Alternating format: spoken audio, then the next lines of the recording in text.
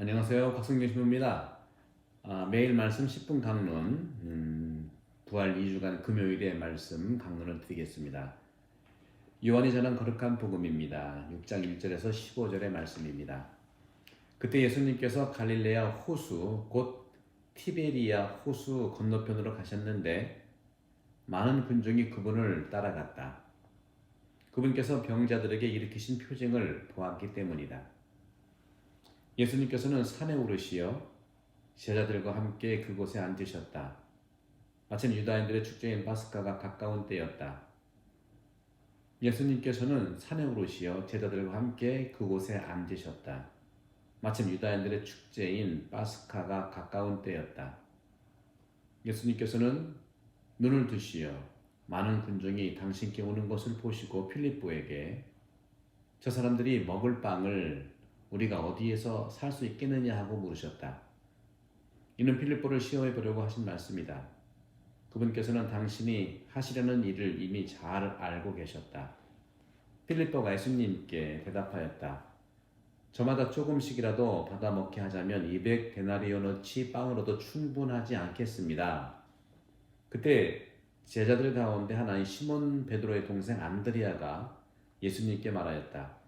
여기 보리빵 5개와 물고기 2마리를 가진 아이가 있습니다만 저렇게 많은 사람에게 이것이 무슨 소용이 있겠습니까? 그러자 예수님께서는 사람들을 자리 잡게 하여라 하고 이르셨다. 그곳에는 풀이 많았다. 그리하여 사람들이 자리를 잡았는데 장정만도 그 수가 5,000명쯤 되었다. 예수님께서는 빵을 손에 들고 감사를 드리신 다음 자리를 잡은 이들에게 나누어 주셨다. 물고기도 그렇게 하시어 사람들이 원하는 대로 주셨다. 그들이 배불리 먹은 다음에 예수님께서는 제자들에게 버려지는 것이 없도록 남은 조각을 모아라 하고 말씀하셨다. 그래서 그들이 모았더니 사람들이 보리빵 5개를 먹고 남긴 조각으로 12광주리가 가득 찼다. 사람들은 예수님께서 이루신 표징을 보고 이분은 정말 세상에 오시기로 되어 있는 그 예언자시다 하고 말하였다. 예수님께서는 그들이 와서 당신을 억지로 모셔다가 임금으로 삼으려 한다는 것을 아시고 혼자서 다시 산으로 물러가셨다. 주님의 말씀입니다. 그리스도님 찬미합니다. 네, 오늘 요한복음 6장에 빵을 많게 하시고 우리 군중들에게 먹이시는 그런 기적 이야기를 볼 수가 있습니다. 이거는 뭐 복음서에도 공간 복음서에도 나오는 그런 대목인데요. 특별히 이런 점들을 보면은 오늘 많은 군중이 예수님을 따르는 것을 볼 수가 있어요. 많은 군중이 그분을 따라갔다. 그분께서 병자들에게 일으키신 표징들을 보았기 때문이다 하는 그런 표현을 하고 있어요. 그런 점에서 우리가 예술가라든가 정치가 또 유명한 사람들 가운데 갑자기 성공을 거둔 사람들이 있잖아요. 졸지에 이제 자고 나니까 유명인사가 됐다 이런 것처럼 표면적으로 사람들로부터 오는 찬사들과 인기는 갑작스러운 성공까지 연결되는 경우가 있긴 해요. 그러나 그러한 인기와 어떻게 보면은 겉으로 보는 성공은 본래로 보면 하루살이와 같은 그런 모습으로도 보일 수도 있어요. 하지만 세상의 인기나 순간적으로 반짝이는 이런 대중적 찬사와 달리 자기의 길을 뚜벅뚜벅 걸어오는 그런 신중한 사람들도 있죠. 그런 사람들에게는 대중적 인기를 얻는 그런 사람들과 달리 오히려 반대받는 표적이 일어나기도 합니다. 하여간 이런 모든 부분들에서 예수님께서도 상당한 인기를 누렸었어요. 예수님의 지상 생활을 한번 잘 살펴보면은 한마디로 예수님은 인간적인 측면을 볼 때는 대성공을 거둔 인기인이었어요. 한마디로 커다란 성공을 거둔 분이죠. 반면에 그렇게 큰 성공을 거둔 분인데도 불구하고 총체적으로는 특히 요한복음을 놓고 볼 때도 그렇고요. 총체적으로는 버림받는 고통을 또 만나신 분이기도 하십니다. 인간적인 모습에서는 위대한 성공을 거머쥐었으나 또 포기와 실패로 이루어지는 여정이 예수님의 이러한 일생이 아니겠는가. 그러면 도대체 그 이유가 뭘까요? 예수님은 그렇게 큰 성공을 인간적으로 거뒀는데 왜 실패와 또 어떻게 보면 고난의 길을 가셨나? 그 열쇠는 바로 군중들에게 있습니다. 군중입니다. 군중들은 역시 자기들이 좋고 자기들에게 유익이 되고 어떤 편안할 때는 따라요. 군중들은 상당히 어떤 면에서는 이성적입니다. 감성적이지 않아요. 아주 이성적이죠. 이익이 되면 따르고 이익이 안 되면 버리는 거예요. 개인은 그렇지 않습니다. 개인은 이성보다는 감성이 끌리는 경우가 있거든요. 이건 우리 본당이라든가 사람이 많이 모은 데는 다 그래요. 그래서 우리 본당까지 큰 본당은 소문이라는 말이 좀 무서워요. 소문은 말 그대로 소문인데 그것을 아주 단정적으로 어떤 마음을 이해하거나 어떤 일이 있었겠다는 그런 배경은 전혀 고려하지 않고 그 소문만 가지고 이성적으로만 판단하기 때문에 그렇습니다. 저도 이제 작년에 와서 많은 분들을 만났는데 한 분 한 분 만나면 그렇게 양같이 순한 분들인데 몇 명만 모이면 아주 강적들 그런 모습들이 있더라고요. 예수님 시대도 마찬가지였습니다.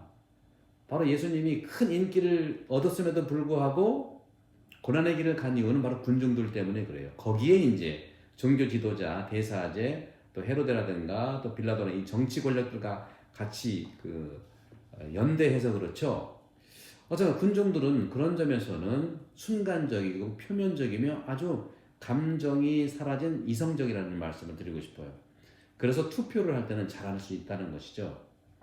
인간적인 후원이나 자선에 있어서도 군중들은 물질적이고 또 이런 조건들을 보는 거예요. 또 편안하냐, 또 우리가 건강하건 내가 이익이 될 거냐, 그런 것들을 선호합니다. 오늘 복음의 6장 5절에 보게 되면 바로 예수님께서 그 군중들, 따르는 군중들을 보고 가엾은 마음이 들어서 저 사람들이 먹을 빵을 우리가 어디에 살 수 있겠느냐 하고 먼저 필립보에게 물어봐요. 근데 필립보는요 대단해요. 분명히 어디에 가서 살 수 있느냐 하고 예수님이 장소를 물어봤는데 필립보는 계산이 다 나왔어요. 먹을 빵을 우리가 살 수 있겠느냐 했는데 벌써 이미 계산이 끝났어. 필요한 돈을 다 말하고 있어요. 뭐 여기 써 있잖아요. 200데나리온이라도 충분치 않겠다. 계산 능력 빨라요. 근데 시몬 동생 안드레아 보세요. 그 순간에 누가 뭐 가지고 있나 살펴봐가지고 여기 보게 되면 말한 대로 누가 어떤 아이가 보리빵 5개, 물고기 2마리 가졌다고 또 발견하는 것이죠. 이렇게 여러 사람들이 모이면 자기 취향들이 있는 거예요. 호주에 살고 있는 우리 교우들도 마찬가지라고 봅니다. 한인들도 그래요. 안타까운 일이지만 우리가 2007년도인가 4월 16일이죠. 미국 버지니아 공대에서 발생한 총기 사건이 있었어요. 그 용의자가 뭐 아시아계 미군이라 했을 경우에는 한국인들은 아시아계라는 말만 듣고도 제발 한국계가 아니길 바란다 하고 그런 그 측면도 있었어요. 우리는 그래서 항상 사람 중심이에요. 사람 중심. 근데 서양의 문화는 사람 중심이라기보다 일 중심이에요. 누가 그랬냐가 아니라 어떻게 그랬냐. 그 사람은 뭐 병력이 있다더라. 또 어떤 스트레스를 받다더라. 이렇게 얘기하거든요. 우리는 한국 사람이야? 누구야? 사돈의 8천이래?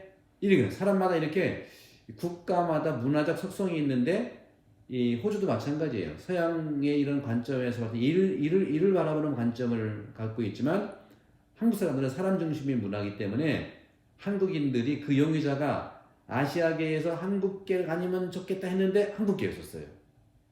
이런 점에서 이제 우리가 이런 차이점들이 있다는 것을 말씀드리고 싶어요. 필립보가 계산이 끝난 것처럼 안드레아는 누가 뭐 가지고 있는 거 본 것처럼 이렇게 다양한 사람들 안에서 중요한 소통하는 것이 중요하지 않겠나. 문제는 우리가 이 5,000명을 먹은 기적에서 여러 가지 볼 수 있지만 왜 예수님께서 그런 군중들에게조차도 이러한 빵을 먹는 기적을 베풀었느냐. 오늘 중심 키워드는 요한복음 6장 11절입니다.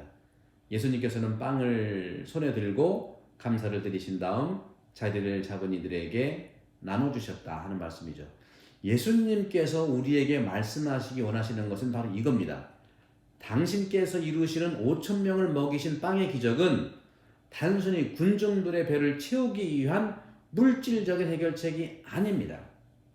물론 거기에 머무르는 건 아니라는 거죠. 해결책을 제시하는 것에 머무르는 것이 아닙니다. 그럼 뭐냐? 바로 영적 선물을 주고 싶은 건데, 바로 빵의 기적이라고 하는 것은 배불리 먹은 풍요로운 사건 그 내면에는 예수님의 인간에 대한 사랑과 자비와 연민이라는 영적 선물을 자리하고 있는 거예요. 코로나 바이러스로 인해서 우리가 어려움이 있을 때 영적 연대를 하자는 것도 그런 거예요. 인간관계도 마찬가지인 것이죠. 저는 많은 작품들 가운데 일본의 엔도 슈샤크라고 하는 카톨릭 작가가 있는데, 그분은 참 여러 가지 묵상을 많이 하는데, 오늘 복음 관련해서 고통이라고 하는, 연민이라는 것은 고통을 알아차리는 것이잖아요. 이 연민의 차원에서 이 엔도 슈샤크는 아주 일상 속에서 그런 것들을 발견하는데, 엔도 슈샤크가 단편을 작게 쓴 글이 하나 있는데요. 고통에 대해서인데 한번 제가 나눠 드릴게요. 3년 정도 전까지 병으로 오랜 동안 입원한 적이 그분이 있었대요. 그 사람은 당신 자신의 병의 상태가 안 좋아서 우울한 마음으로 매일 밤을 지새워서 병원에 입원했는데, 밤에 가끔씩 먼 병실로부터 남자 목소리로 높은 시름소리를 들었답니다. 수술받은 환자가 분명히 마취해서 깨어나는 소리 같았대요. 저 사람은 누굴까? 아침에 체온을 재러 온 간호사에게 물어봤대요. 간호사가 갑자기 얼굴을 우울해하며 폐암 환자였었어요. 여기까지 밤에 목소리가 들렸겠지요. 모르핀을 30분마다 맞아도 아픔이 심해서 금방 효과가 없어져 버려요. 그러더라고요. 마취도 듣지 않는다는 때, 그러니까 마취가 안 들을 때는 어떡합니까? 하고 수작가는 간호사에 물어봤어요. 그랬더니 간호사는 천천히 한 가지를 이야기했답니다. 그 간호사는 그러한 때는요, 이 환자의 손을 쥐어준다고 합니다. 신기하게도 마침내 환자는 그 손을 쥔 채 조금씩 조용해져 간다는 것이었어요. 그 사람만은 아니지요. 수술 후에 고통스러워하는 그런 환자들 중에는 단지 손을 쥐어주는 것만으로도 온순해지는 사람이 있다고 합니다. 간호사는 사무적으로 그렇게 말하고 이제 체온계를 가지고 나갔답니다. 이 이야기를 통해서 엔도 슈샤크도 그렇고 저도 그렇고 여러 가지를 생각하게 합니다. 이게 오늘 예수님께서 빵을 먹여주는 것만이 아니라 그들의 연민을 생각했다는 것이죠. 왜 손을 잡은 것만으로도 마약도 가라앉히지 못한 고통을 그렇게 가라앉게 할까? 그 배고픈 것을 12강줄에 남았다고 하는 것은 충분하다는 것이거든요. 그것은 단지 누군가가 옆에 있다는 그 안심감, 또 이렇게 보면은 커다란 인간의 마음의 비밀을 가지고 있는 것이 아닐까. 이런 의문에 관해서 저도 이제 이 강론을 통해서 말씀을 드리겠습니다만은, 예수님의 이 빵을 먹인 기적이라는 것은 단순히 육적인 배만 채우는 것이 아니라 연민, 마음에 따라서 영적인 내면에 인간에 대한 사랑과 자비, 연민이라는 손을 하나 잡아주는 것 같은 그러한 역할이라는 말씀드립니다.